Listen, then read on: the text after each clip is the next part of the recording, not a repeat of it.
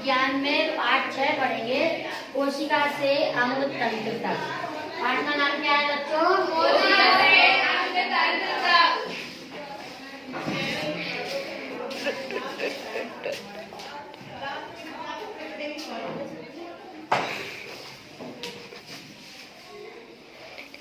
जैसा कि हम लोग जानते हैं कि हम लोग 6-7 में पढ़ चुके हैं, कोशिका हमारी जीवन की सबसे छोटी इकाई होती है। कोशिका हमारे जीवन की सबसे छोटी इकाई होती है। कोई भी जीव होता है उसकी सबसे छोटी इकाई जो होगी वो क्या होगी? कोशिका होगी।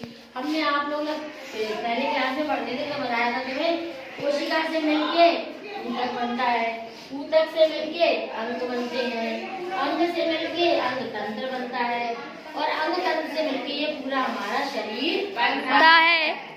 तो इस तरह से हमारे शरीर में बहुत सारे अंग होते हैं। पाचन तंत्र होता है, ठीक है, और कंकाल तंत्र, श्वसन तंत्र, फेफड़े, हृदय, नाक, बहुत सारे अंग होते हैं जो ये छोटी छोटी सारे चीजें मिलके हमारे शरीर का निर्माण करती हैं। इसी प्रकार हम जानते हैं कि जो कोशिकाएं होती हैं वो 2 प्रकार की होती हैं, एक कोशिका और बहुकोशिका। जो एक कोशिका होती है उन जंतुओं को हम एक कोशिकीय जंतु कहते हैं। और जो हम जानते हैं जैसे अमीबा है, तो अमीबा हमारा पैरामीशियम हमारा एक कोशिकीय जंतु है। अमीबा हमारा कैसा जंतु है? एक कोशिकीय जंतु है। और हम लोग कैसे जंतु हैं? हम लोग बहुकोशिकीय जंतु हैं। हम लोग कैसे जंतु हैं? बहुकोशिकीय जंतु हैं। तो कोई भी जो जंतु है जैसे शेर है, चीता है, हाथी है, ये सब जंतु जो है ये बहुकोशिकीय जंतु है। कैसे जंतु है? बहुकोशिकीय।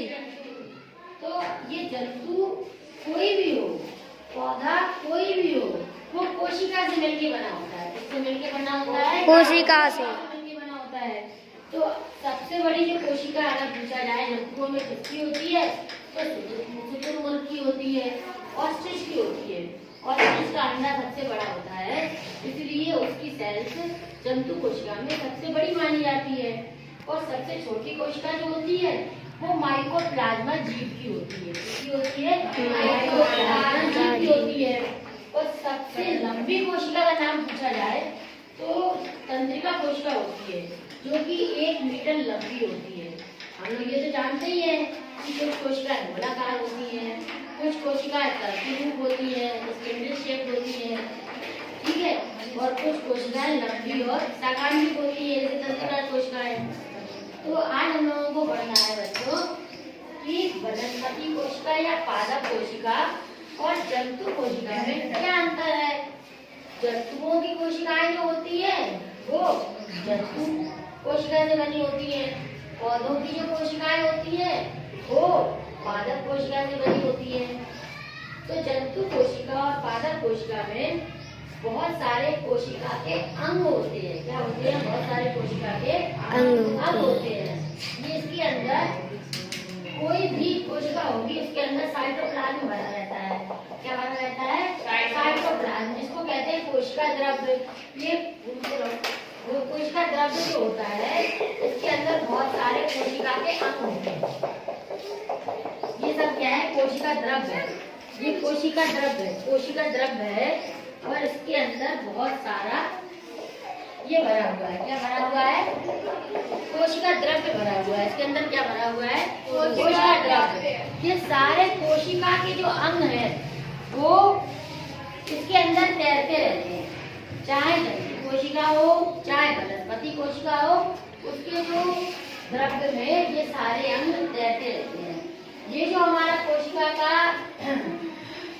ये वनस्पति कोशिका है, ये जंतु कोशिका है। वनस्पति कोशिका आपने देखा होगा कि इसके अंदर एक जो सबसे बाहरी हिस्सी होती है उसका नाम होता है कोशिका भित्ति। ये कोशिका भित्ति जो होती है ये सिर्फ पादप कोशिका में ही पाई जाती है और ये जबकि जंतु कोशिका में कोशिका भित्ति नहीं पाई जाती है, ठीक है।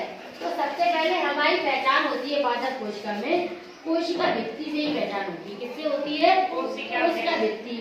कोशिका कोशिका भित्ति के बाहर अंदर की तरफ कोशिका झिल्ली होती है। फिर क्या होती है, कोशिका झिल्ली जो होती है वो हमारे एक कोशिका दूसरी कोशिका से जुड़ी रहती है। हमारी कोशिकाएं क्या होती हैं, अगर वनस्पति कोशिकाएं हैं तो इस तरह से ये एक दूसरे से जुड़ी रहती हैं और इनके अंदर से इस तरह से इनमें क्या रहता है कि चीजों का आदान प्रदान होता रहता है। एक सेल दूसरे सेल के अंदर इस तरह से जुड़ी हुई है और हर सेल के अंदर हर एक अंग को काम करने के लिए एक सेल होती है। जैसे कि अगर श्वसन का काम हमारी माइटोकॉन्ड्रिया सेल करेगी, चाहे पौधों में श्वसन का काम हो और चाहे हमारे जंतुओं में श्वसन का काम हो। श्वसन माने सांस लेना, सांस लेना का जो काम है वो हमारा कौन करती है, कौन सी सेल करती है, माइटोकॉन्ड्रिया। तो माइटोकॉन्ड्रिया हमारी जंतु कोशिका में भी पाई जाती है और वनस्पति कोशिका में भी पाई जाती है।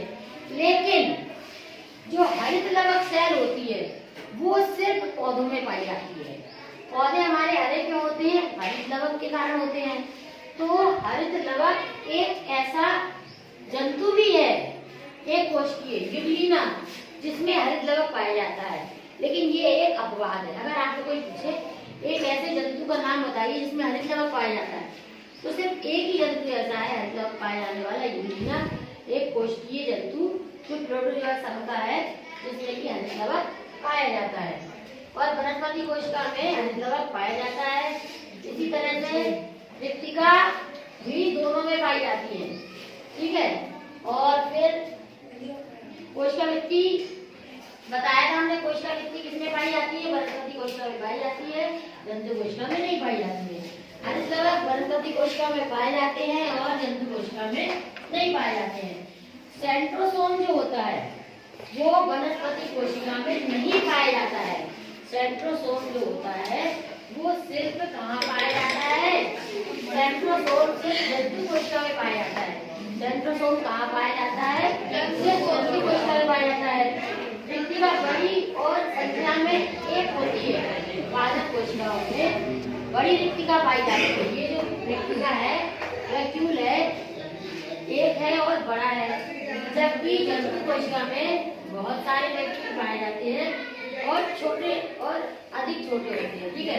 छोटी होती है और संख्या में भी अधिक होती है। रिक्तिकाएं जो होती हैं वो काफी मात्रा में पाई जाती है। रिक्तिकाएं पाई जाएंगी जंतुओं में और काफी मात्रा में पाई जाएंगी, लेकिन छोटी होंगी। कैसी होंगी, छोटी होंगी। केंद्र परिधि की ओर हो सकता है, केंद्र जो है हमारा पादप कोशिका में परिधि की ओर हो सकता है, ये परिधि है, इसकी ओर केंद्रक है। और अधिकांश जंतु कोशिकाओं के केंद्र के मध्य में होता है, जबकि जंतु कोशिका में केंद्र कहाँ होगा, मध्य में होगा। सामने से आओ, जंतु कोशिका में केंद्र हमारा कहाँ है, मध्य में है। और वनस्पति कोशिका में हमारा केंद्र कहाँ है, अक्सर परिधि पर होता है। तो इसी प्रकार हमने देखा माइटोकॉन्ड्रिया, हरित लवक और रिक्तिका, कोशिकाएं, लाइसोसोम, राइबोसोम और अंतःप्रद्रव्य जालिका, ये दोनों में कॉमन होते हैं, दोनों में पाए जाते हैं। लेकिन हरित लवक सिर्फ वनस्पति कोशिका में पाया जाता है, सेंट्रोसोम सिर्फ हमारा जंतु कोशिका में पाया जाता है। इस प्रकार एक बार हम फिर देखते हैं, कोशिका भित्ति पाई जाती है वनस्पति कोशिका में और जंतु कोशिका में नहीं पाई जाती है। हरित लवक वनस्पति कोशिका में पाए जाते हैं और जंतु कोशिका में नहीं पाए जाते हैं। सेंट्रोसोम जंतु कोशिका में पाया जाता है लेकिन वनस्पति कोशिका में नहीं पाया जाता है। रिक्तिका बड़ी एक संख्या में या एक से अधिक भी हो सकती है इसमें पादप कोशिका में, लेकिन जंतु कोशिका में रिक्तिका की संख्या छोटी होती है और कई होती है। और इसमें क्या होता है, केंद्र परिधि की ओर होता है और इसमें केंद्र जंतु कोशिका में मध्य की ओर होता है। कहाँ होता है, मध्य की ओर होता है। कोशिका भी इसमें पाई जाती है और इसमें नहीं पाई जाती है। वीडियो हरित लवक इसमें पाया जाता है, इसमें नहीं पाया जाता है। सेंट्रोसोम इसमें पाया जाता है, इसमें नहीं पाया जाता है।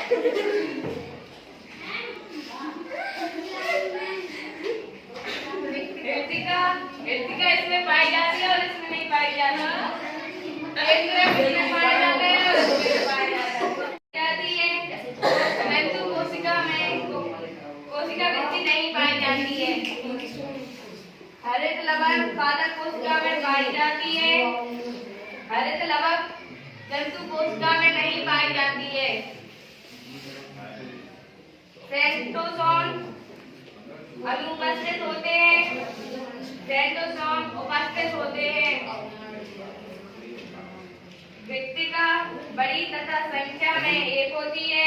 रिक्तिकाएं छोटी तथा संख्या में अधिक होती है। केंद्रक परिधि की ओर हो सकता है। अधिकतर कोशिकाओं में केंद्रक मध्य में हो जाता है।